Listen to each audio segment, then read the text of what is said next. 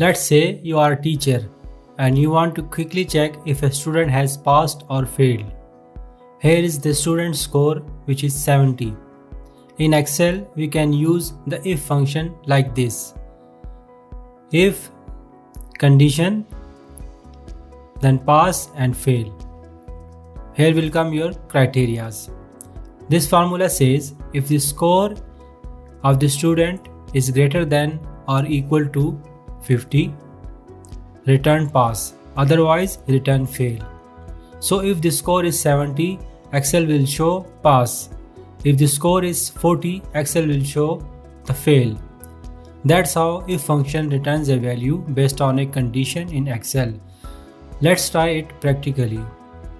First I will enter the formula if, then I will input the cell where the value is available. Then I will set the condition greater than and equal to. Then I will give my required criteria or the minimum criteria to pass the exam. Here is 50.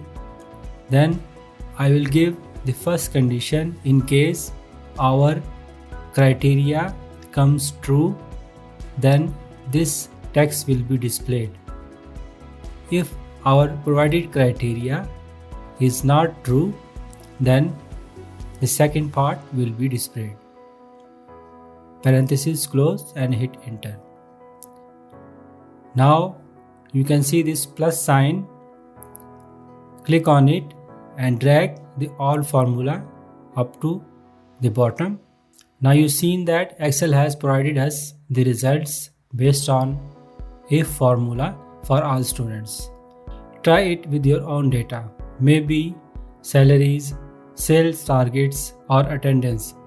If makes decision making super easy in Excel.